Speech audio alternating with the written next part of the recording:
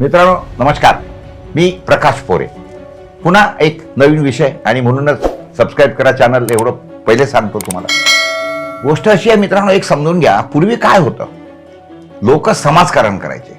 म्हणजे जे काही समाजातले प्रश्न असतील किंवा जे काही लोकांना समस्या असतील त्या सगळ्या समस्याच्या संदर्भामध्ये लोक प्रबोधन करायचे. त्यांच्यातर्फे जेवढं जमेल तेवढी लोकांना मदत करायची किंवा ते प्रश्न जे आहेत ते संबंधित लोकांच्या लक्षामध्ये आणून द्यायचे आणि त्यांना रिलीफ मिळवण्याकरिता प्रयत्न करायचा, असं एकंदरीत स्वरूप असायचं. मात्र ह्या समाजकारण करता करता काही असे प्रश्न निर्माण व्हायचे की त्याचं उत्तर हे फक्त राजकारणातून मिळायचं, म्हणजे सत्तेमधून मिळायचं.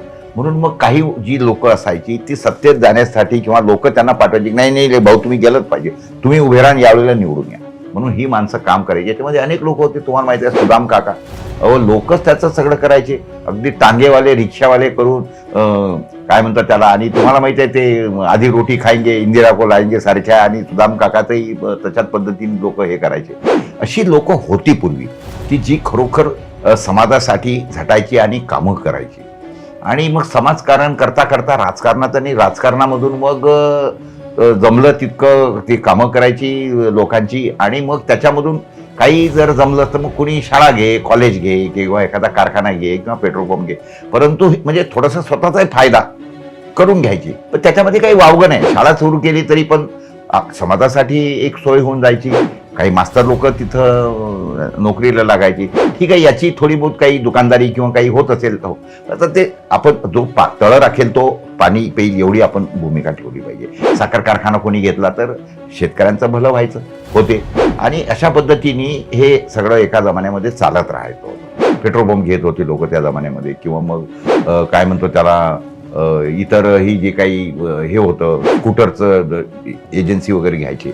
अशा पद्धतीने समाजकारण करता करता राजकारण आणि राजकारणातून स्वतःचं भलं इथपर्यंत ती सगळी गोष्ट होती त्या कालावधीमध्ये. परंतु आता काय झालेलं आहे तुम्हाला माहिती आहे नाही, आता लोकांचा यावर विश्वास राहिलेला नाही. म्हणजे सध्याची जी काही पिढी किंवा सध्याच्या जे घडीतले राजकारणातले लोक आहेत हे म्हणतात हे सगळं फालतूपणा आहे, याला काय अर्थ नाही.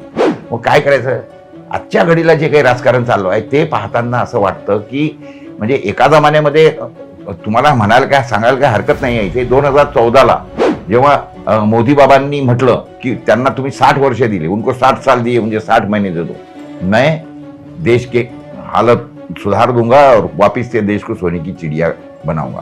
मला सुद्धा वाटलं की अरे बाबा ना बीबी ना बच्चा काम करेगा अच्छा. परंतु आपल्याला कुठं माहित होती की हा मनुष्य निघेल एवढा कच्चा. आणि आज आपण बघतोय गेल्या 14 वर्षामध्ये काय होतंय, काय झालंय देशामध्ये. आणि जी काही आहे म्हणजे भाजप ही कोणती पार्टी होती, ज्या भाजप ह्या पार्टीने असं म्हटलं होतं, म्हणजे अटल बिहारी वाजपेयीचा काळ सांगतोय मी, एक खासदार कमी पडला होता.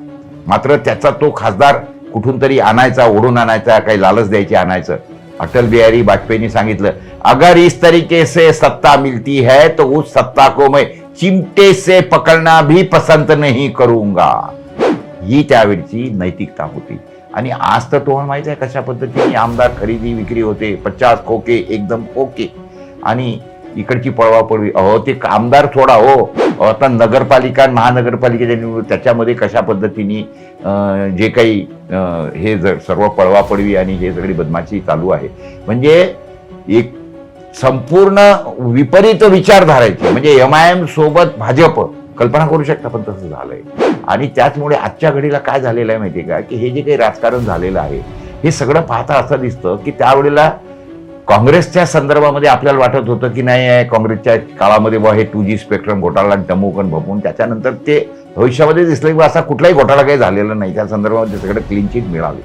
मात्र तरी पण आपल्याला असं वाटत होतं की बाबा हे काय बदमाशा करतात वगैरे. पण आताच काही चालू आहे ते सगळं पाहिलं म्हणजे दिसतं की काँग्रेसवाल्यांना पैसे खायची अक्कल नव्हती, हे चिंधीचोरी काहीतरी करायची. कारण आताची माणसं आहेत ना ते म्हणतात हे फालतूच्या गोष्टी नाही करायच्या, काय करायचं तर डाकाच टाकायचा. म्हणजे ते चोर हे दरोडेखोर अशी परिस्थिती आपल्याला एकंदरीत दिसते. आणि खायचं असेल तर मग छोटं मोठं गोष्ट हे मोठी हत्तीची लिदच खायची, अशा पद्धतीची सगळी राजकारणातली आजची अवस्था आहे. आणि सगळं पाहताना असं वाटतं की आणि ज्या पद्धतीने हे काय म्हणतो त्याला एकंदरीत देशामध्ये वातावरण करून टाकलेलं आहे, हे सगळं पाहताना अतिशय मनाला वेदना होतात. आणि असं वाटतं की हे सगळं बदलायला पाहिजे. मात्र येणाऱ्या दिवसांमध्ये ह्यामध्ये काही बदल होईल याची काही मला फारशी आशा वाटत नाही आहे.